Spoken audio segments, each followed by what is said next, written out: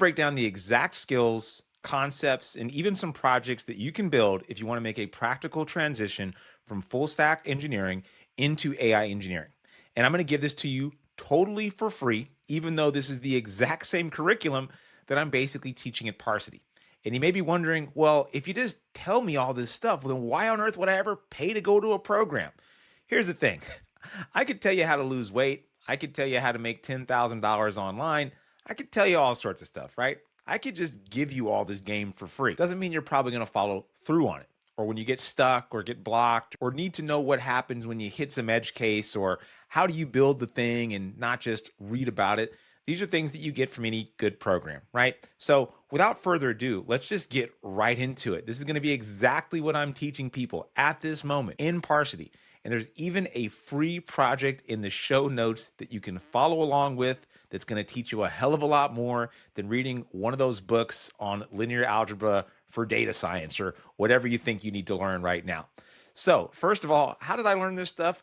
Through complete trial and error. I've made a bunch of mistakes. I've launched AI agents into production, meaning people are actually using them, paying money for these services at 2 different companies. And I've even built agents for myself that I use on a daily basis to help me write articles, transcripts, do all this stuff that helps me run my business. And since I've learned all this stuff and put it on my resume and changed my title to reflect that I was an AI engineer or whatever, my opportunities have honestly exploded in the job market. It's kind of wild, actually, how many recruiters hit me up on almost a daily basis asking me to join their startup to basically build the exact same things that I'm going to outline in this video. That if you learn, I can pretty much guarantee you it's going to make you a more attractive candidate.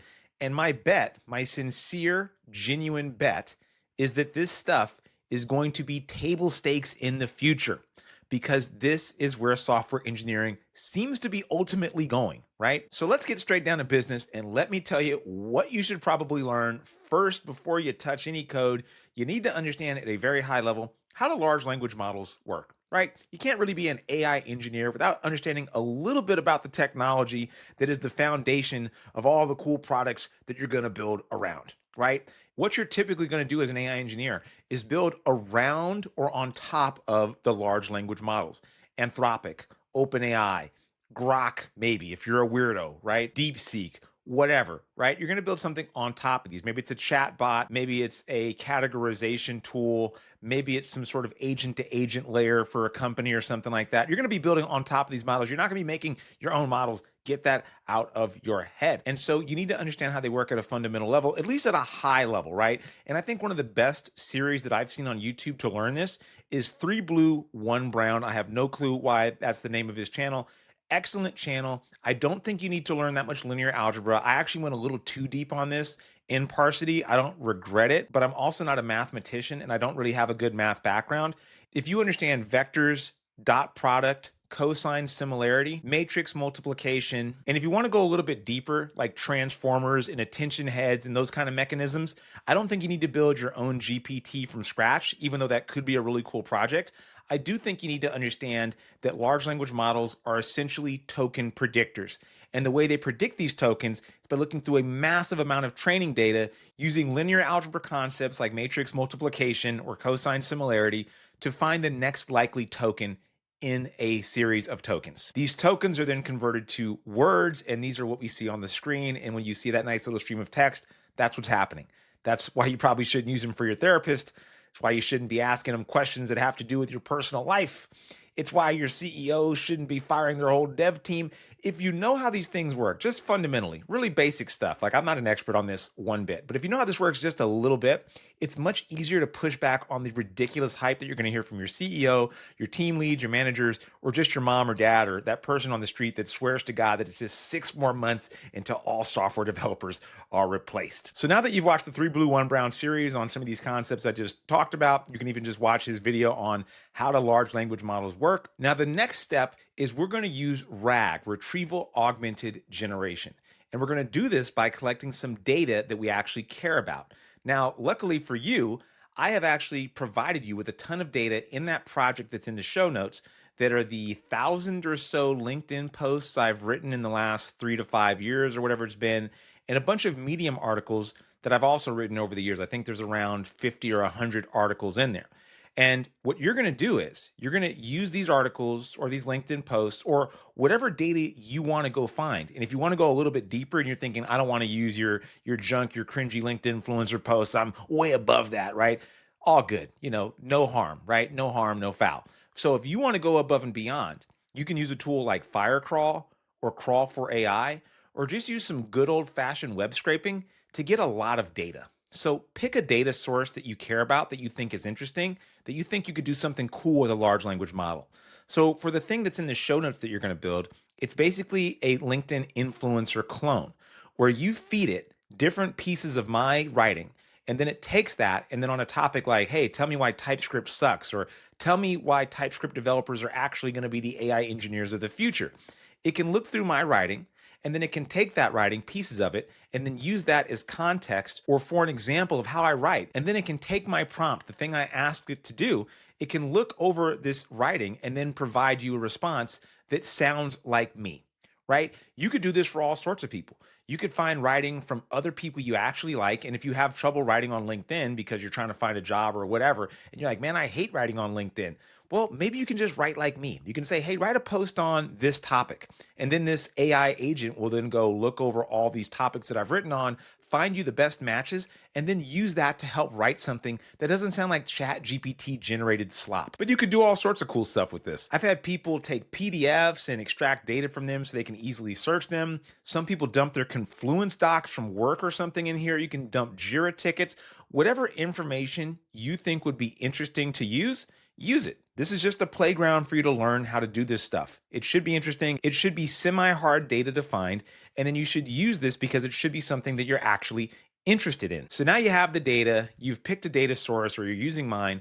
Now you need to send this data to a vector store. A vector store is a special type of database which has kind of become synonymous with AI agents and RAG. Retrieval augmented generation doesn't require vector stores, but vector stores are very, very popular for retrieval augmented generation and agents. In fact, they become so popular that LinkedIn said the number one skill for tech professionals or whatever in the year 2026 is retrieval augmented generation. That was the number one skill. So it always kind of tickles me a little bit when I hear people say, oh, don't learn RAG. RAG is dead and all this kind of stuff. Whatever you feel about it, companies want people that know this stuff. So if you know it, you're going to be in higher demand than people that don't. Very simple stuff here, right? No one's ever accused me of being a genius, but also no one's ever accused me of not being able to find a job. So this vector store is a specialized store where you can take text or images or whatever, right? In this case, we're going to start with text. It's the easiest, simplest format to transform into a series of numbers that we're going to dump into this vector store.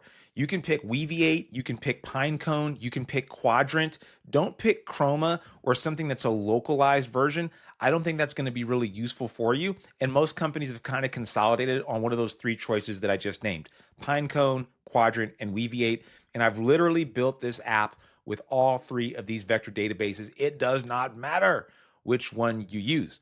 Also, I've used Vertex AI under Google Cloud Provider. That is the one that I would also say just shy away from that one. Really not a great experience using that one at all. No disrespect to GCP. I'm sure I just lost a lot of sponsorships if they were ever considering sponsoring me in the first place, but too bad. So you've picked one of these vector databases. You have your data source. Now you need to get that data in there. Now, vector databases work like this. You take text and you embed it. You crunch it down into numbers.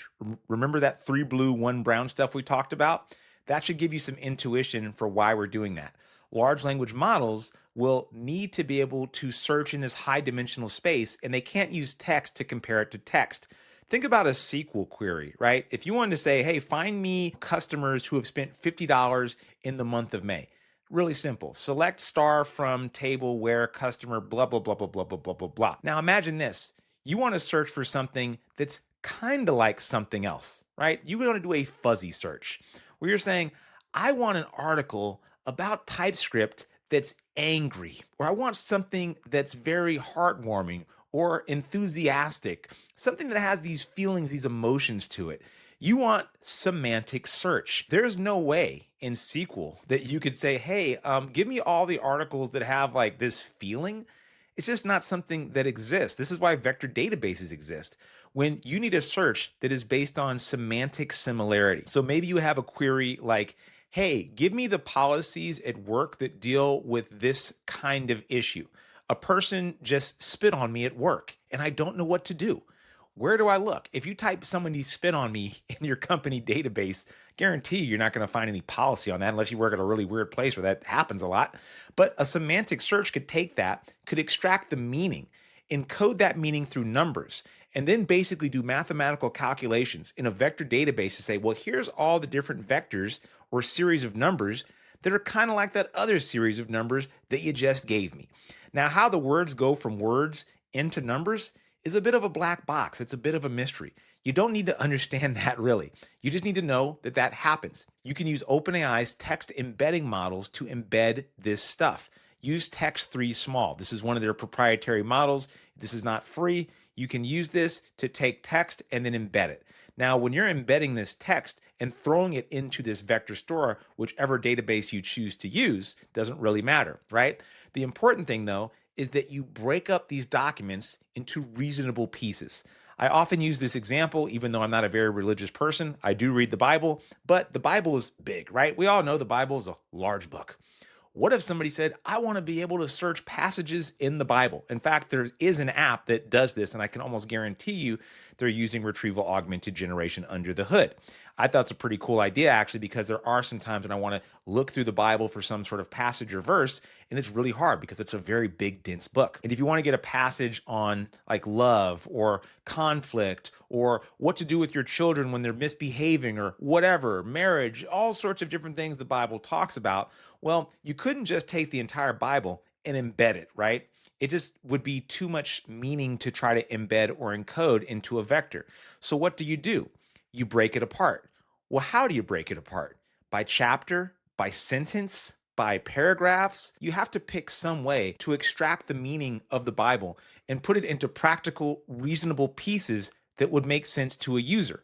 So that way, when a user types something like, what do you think about marriage or whatever, you would get the 10 or 15 different verses or passages which relate to that and then send that back to the user or the large language model to summarize them and say, here are the passages that have to do with this thing, right? That's a pretty interesting use case, and that actually might be an app that you might want to build. So the way you chunk this apart, the way you slice and dice this material is subjective. You need to make a decision on how to do it. Now, the worst way you can do it is by just going character by character by character, because then you're going to lose context. You're going to slice sentences in the middle. You're going to get words that don't make sense, and your vector store is going to be a huge freaking mess. So think about how you're going to chunk this up, read up on chunking strategies, and then decide on one and implement it through code. And then when you take all this data that you have, you will chunk it up, you'll slice it apart, and you'll put these slices into Pinecone, Weaviate, or Qdrant, right? And you'll choose some sort of vector size, some dimension size. 1536 is probably the safest bet, so just use 1536 dimensions. If you embed with OpenAI and then you throw these vectors in there, that's not enough, because when you get those vectors back, that's not useful to a user, right? What do you want to also return back? You want to return the text. So you save the text and any other information which you find useful in the metadata field, or whatever other field is available within that vector database, so you get back not only the numbers, which are used to determine the similarity, but the actual text that you can feed back to a large language model to then do something with it. Now, this is the hard stuff, right? This isn't the sexy, oh, let's build an AI agent or chat bot or whatever. This is the hard, difficult stuff. If you're working with mostly visual data, you're going to need a different type of vector database. If you want to do keyword searches, you're going to need a different solution for that. You might need to have sparse vectors versus the dense vectors, which we're starting with. There's so many options how to do this, and there's so many wrong ways to do it. I've done them all the wrong way, and I've done a lot of them the right way. I've learned through painful trial and error. This is the part where you should be spending the most time on the data and then pushing it out to Qdrant or one of those databases and making sure it has the relevant information that's actually going to help your users. Okay, next up, we have some data in our vector database. Now we need to return that data, right? So run a simple query like, tell me about Brian's opinions on TypeScript, right? And see what it returns back. You'll get a list of different vectors in the associated text, and the vector database will give it a ranking, give it a score, essentially, like, hey, This is kind of how close it is to what you asked, right? So you take your query, you embed it, you turn it into numbers, you pass those numbers to that vector database, which will then find the top X amount of vectors that are close to it. This is similarity search, not exact search. So you can tell it, hey, return the top 5 or the top 10 or the top 20, the top whatever, right?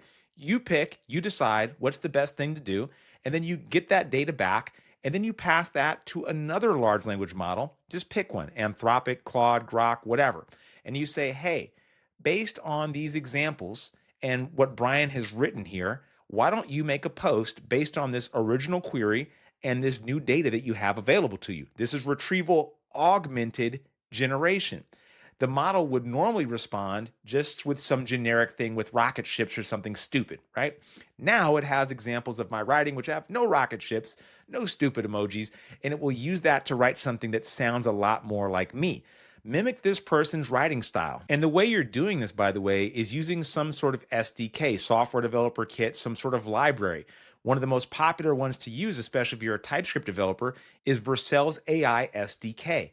This is one of the golden standards of agent libraries out there. If you're using Python, maybe use LangChain. You can use Anthropic's library. You can use whatever. There are libraries you can use that will programmatically call these LLMs under the hood. This is just a network call. This is just another REST API that returns back text rather than structured output. And speaking of structured output, this is something I want to bang into your head. Too many people don't understand that these large language models are really good at giving back structured output. If you're a TypeScript developer, you might be familiar with Zod, the schema library that we use for forms and stuff like that. Well, OpenAI and Anthropic and all these major providers basically love Zod. And you can pass a Zod schema to one of these libraries that will call this large language model, and it will take that schema and it will say, oh, cool, you want me to return you structured output? Cool, I'll return you structured output that matches that schema exactly. Now you can treat that OpenAI call or that Anthropic call or whatever like a traditional API. And you can add all sorts of different configurations in there to make it to enforce the maximum amount of tokens that you want to use. You can tell it to have lower temperature settings, which is basically how wild do you want me to respond? Do you want me to respond really crazy, like, put me at like a 1.0 temperature? Do you want me to respond really, really boring? Put me at a 0.0 temperature? There's all these cool configurations that you can use to determine how the model might respond.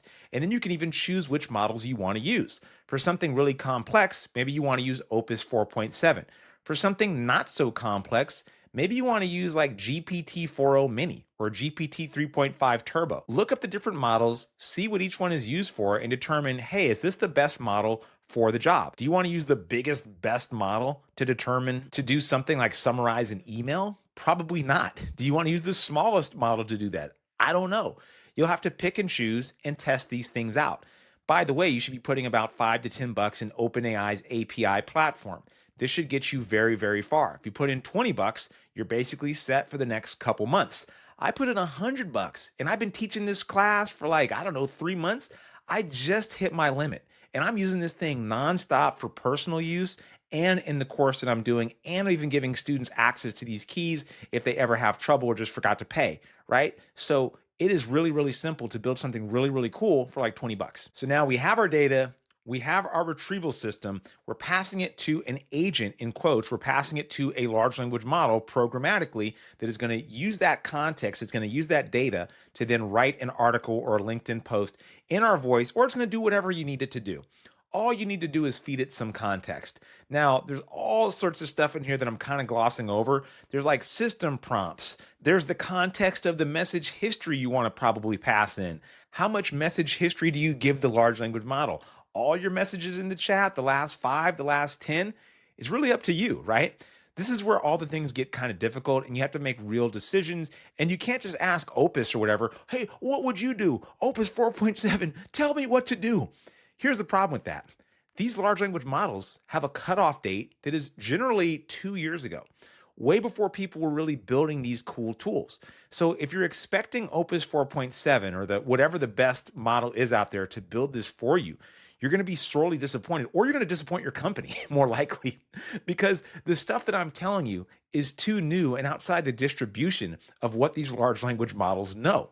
So you are going to have to put on your engineering hat and really think through the problems. You're going to have to understand the data. You're going to have to look at the documentation on Vercel and OpenAI and how to use structured outputs, which these large language models are notoriously bad at. I've seen this nonstop.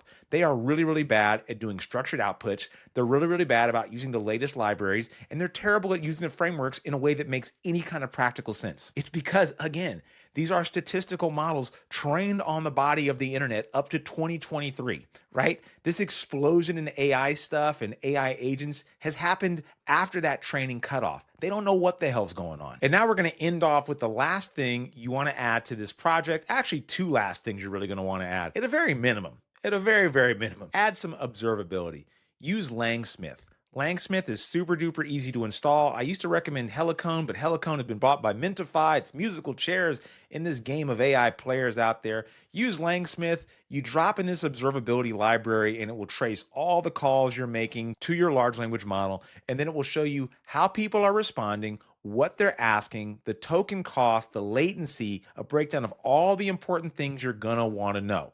Now, that's just table stakes stuff. You have to have some visibility into how this app is behaving.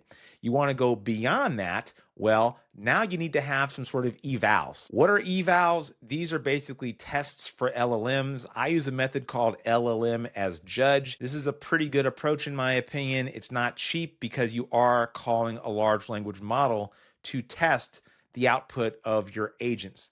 So it goes a little something like this. You should have a golden set of answers and prompts that are related to those answers. So for example, if a person says, hey, write something on TypeScript, you should say, oh, this is a good response. And you have like 10, 20, 30, 40, however many of those that you need. And then what you can do is have a large language model score the output. So you can feed that prompt to your system, to your agent, right? And see what the agent gives you back. And when that agent gives you back a response, you can say on a scale of 1 to 10, grade it against this golden response. And then it will say, hey, on a scale of 1 to 10, I give this a 6, right? And you're like, oof, that's not good. You can have some arbitrary threshold, which means that, hey, if this many number of tests don't hit 8 or above, we know that something's off. Maybe the model drifted. Maybe we updated a prompt. Maybe just something weird happened in our system and we should be alerted to this. Because when these models degrade, they don't usually degrade from something that's very obvious to you. Remember, you're using large language models, which are black boxes. These are closed source. So when they make an upgrade to GPT 4.0 or Opus 4.7, or you update a model and you notice that your responses go crazy, you should be able to know that before you give it to customers and they have to learn about it. And you're seeing in LangSmith a bunch of people saying, hey, I'm quitting your stupid service. This agent sucks and all this kind of stuff. And now, my friend, you have the bare minimum product that you'll need to call yourself an AI engineer. It's just that simple. And in all reality, in all truth, I kind of glossed over some stuff in there, obviously. Like there's all sorts of things with agents that can go wrong. Like what about multi-agent systems? What about human in the loop? What about all these cool little things you can do? There are some papers that I think you should and could read. Anthropic's paper on building effective agents. There's a paper called Attention is Everything You Need, and then another one called Context is Everything You Need. There's a book called Building a Large Language Model from Scratch. There's another book called The LLM Engineer's Handbook. All great material, but nothing, and I mean nothing, is going to substitute raw, hard work in this field and just doing the thing. Build a chatbot. I don't care what people say. Oh, that's lame. No one needs a chatbot, except you're using one literally every single day. Yeah, such a stupid idea that multi-billion-dollar companies are essentially built around them, right? Geniuses on the internet, I tell you. Oh, RAG is dead, except every Fortune 500 company is basically looking for ways to implement RAG or re-implement it now that they've messed it up. Oh, agents and MCP are a fad. Whatever you want to say to cope with this kind of stuff is your business. If you want to actually learn and build the stuff, then go ahead and build the stuff. I'm telling you, this could make a meaningful difference in your career opportunities and leverage in the next 1 to 3 to potentially 5 years from now. I really don't know. No one knows. I know right now this is not only fun to learn, but it also gives you a ton of opportunity and leverage out there if you're on the job market or even in your own company. If there was ever a time to learn this, this is now. Whether you go to Parsity or not is, obviously part of my concern. It'd be great to have you in Parsity, but at the same time, we're only going to take 20 people, 20, 30, 40 people for the whole year, right? Not going to be a massive program or anything like that. However many people actually hear this could use this information and go out there and hopefully learn a lot and then reach out back to me, teach me, and we can go dominate the world. Anyway, I hope you found that useful. I hope you found the stuff in the show notes useful. And if you have questions on anything I said here, reach out. I don't really respond to comments, but if you want to find me on LinkedIn where you're not anonymous and neither am I, then I'm happy to answer questions reasonably. And also you can go to parsity.io/AI and join the live event that I do every Wednesday where I break this down even further and can answer your questions one-on-one. Hope you found that useful. See you around.